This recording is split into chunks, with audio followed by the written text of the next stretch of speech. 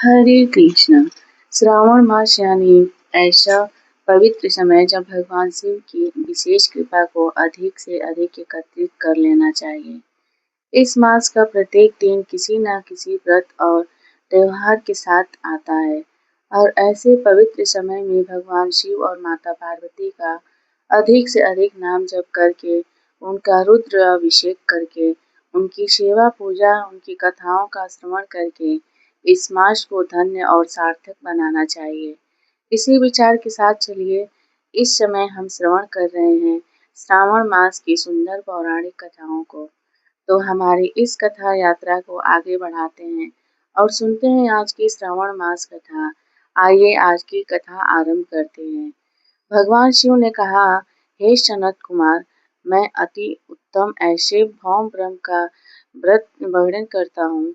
इसका अनुष्ठान करने मात्र से वैधव्य नहीं आता। विवाह होने के बाद 5 वर्षों तक यह व्रत किया जाता है। इसका नाम है मंगला गौरी व्रत। यह पापों का नाश करने वाला है। विवाह के पश्चात प्रथम श्रावण के शुक्ल पक्ष में पहले मंगलवार को यह व्रत आरंभ करना चाहिए। केले के स्तंभ से सुशोभित एक पुष्प मंडल बनाना चाहिए। उसे अनेक प्रकार के फलों और रेशमी वस्त्रों से सजाना चाहिए। उस मंडप में अपने सामर्थ्य के अनुसार देवी की सुवर्णमय अथवा अन्य धातु से प्रतिमा स्थापित करनी चाहिए। 16 उपचारों से, 16 तुर्बो दलों से, 16 अपामार्ग दलों से, 16 चावलों से और 16 चने की दालों से मंगला गौरी नामक देवी की पूजा करनी चाहिए। 16 भक्तियों से 16 दीपक जलाने चाहिए। दही और भात का नैवेद्य भक्ति पूर्वक अर्पित करना चाहिए। देवी के पास पत्थर का सील और लोढ़ा स्थापित करना चाहिए। 5 वर्ष तक इस प्रकार से करने के बाद उसका उद्यापन करना चाहिए। माता को वायन प्रदान करना चाहिए। और उसकी विधि क्या है, अब सुनो।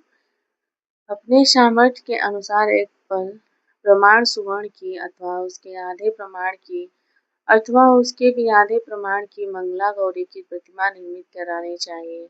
अपनी शक्ति के अनुसार स्वर्ण आदि के बने तंडुल पूरित पात्र पर वस्त्र और रमणीय कुंचकी रखकर उन दोनों के ऊपर देवी की प्रतिमा स्थापित करनी चाहिए। पास में ही चांदी से निर्मित सील और लोढ़ा रखकर माता को वायन प्रदान करना चाहिए। उसके बाद 16 सुवासिनियों को प्रयत्न पूर्वक भोजन कराना चाहिए। हे प्रियवर, इस विधि से व्रत करने पर 7 जन्मों तक सौभाग्य बना रहता है और पुत्र पौत्र आदि के साथ संपदा विद्यमान रहती है। भगवान शिव से इस प्रकार गौरी व्रत के विषय में सुनकर सनत कुमार ने कहा, हे प्रभु, सबसे पहले इस व्रत को किसने किया था और किसको इसका फल प्रदान हुआ था? जिस प्रकार से मुझे इसके प्रति निष्ठा हो जाए, कृपा करके मुझे वह बताइए। यह सुनकर भगवान शिव ने कहा, हे सनत कुमार, पूर्व काल में कुरु देश में श्रुत कीर्ति नामक एक विद्वान कीर्तिशाली शत्रुओं का नाश करने वाला 64 कलाओं का ज्ञाता और धनुर्विद्या में कुशल एक ऐसा राजा हो गया। पुत्र के सिवा अन्य सभी शुभ चीजें उस राजा के पास थी। इसलिए वह राजा संतान के विषय में अत्यंत चिंतित रहता था। तप और ध्यान पूर्वक देवी की आराधना करने लगा। तब उसकी कठोर तपस्या से देवी प्रसन्न हुई और उससे यह वचन बोली, हे सुव्रत, वर मांगो। यह सुनकर श्रुत कीर्ति ने कहा, हे देवी, अगर आप मुझ पर प्रसन्न है तो मुझे सुंदर पुत्र दीजिए। आपकी कृपा से अन्य किसी भी वस्तु का अभाव नहीं है।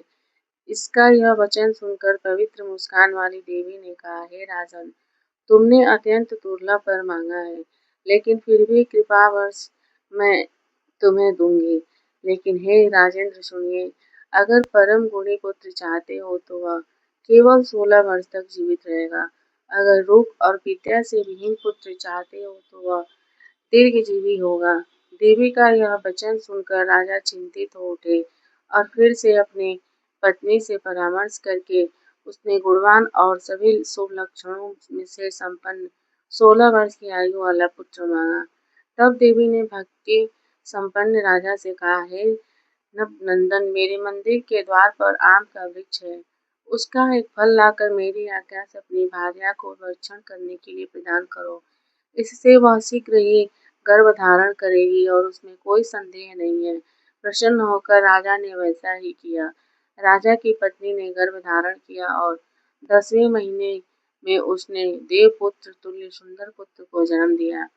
तब हर्ष और शोक से दोनों से युक्त राजा ने जातक कर्म आदि संस्कार कराए और भगवान शिव का स्मरण करते हुए उस पुत्र का नाम चिरायु रखा।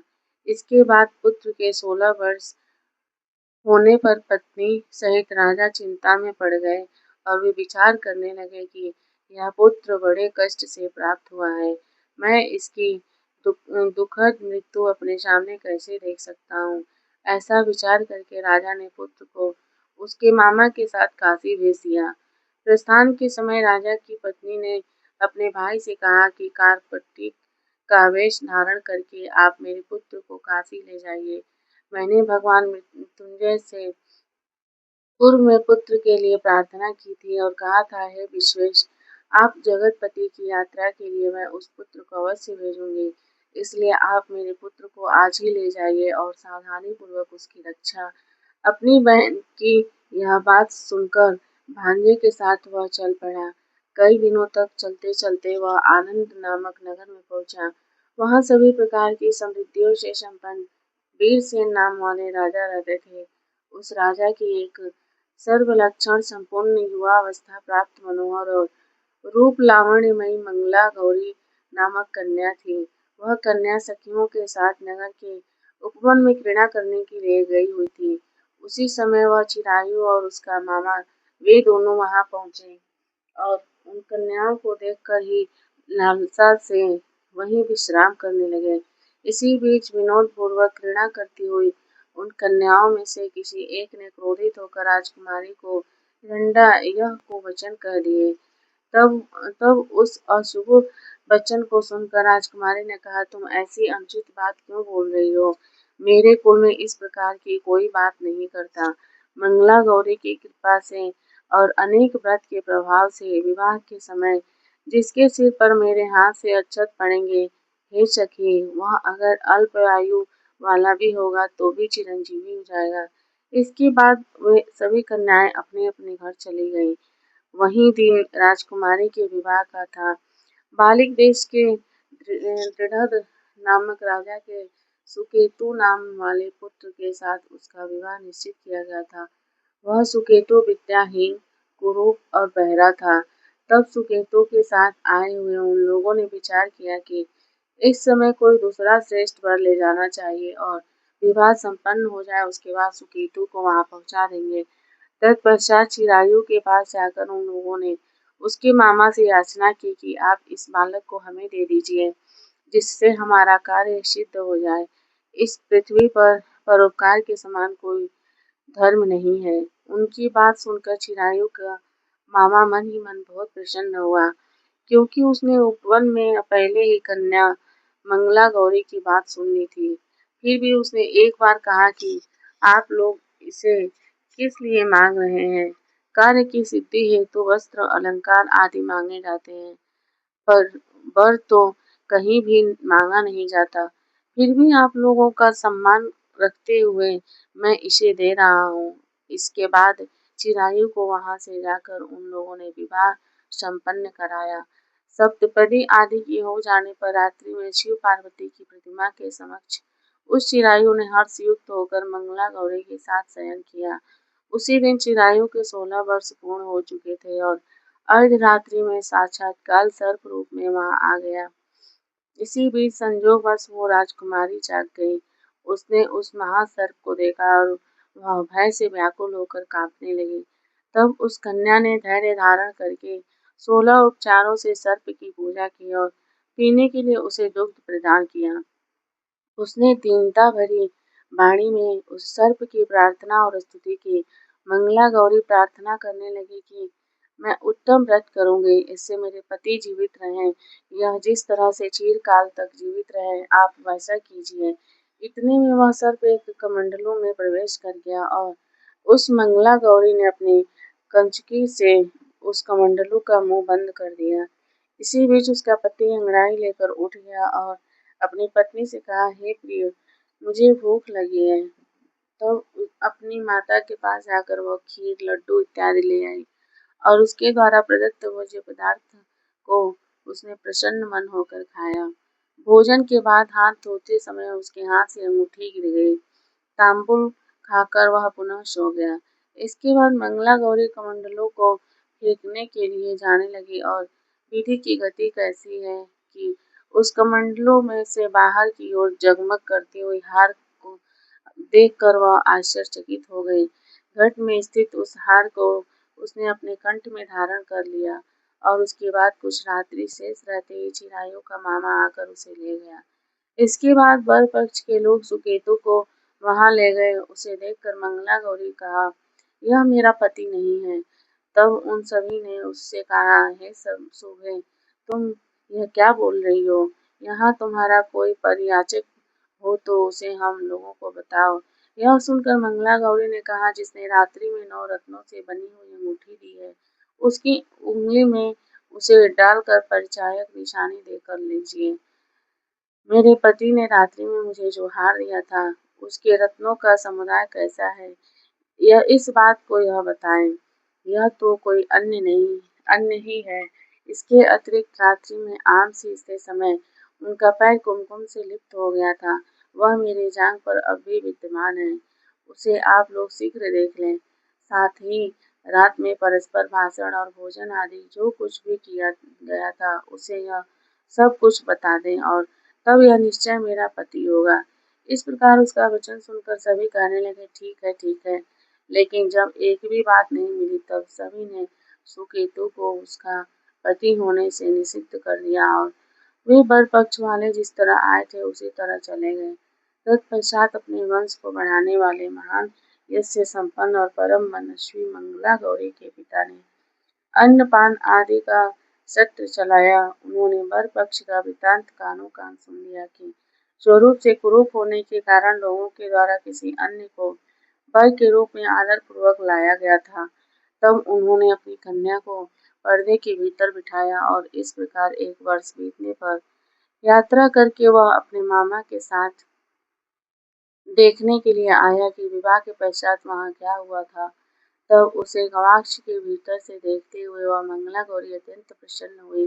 चिरायु को देखकर उसने अपने माता पिता से कहा, मेरे पति आ गए हैं।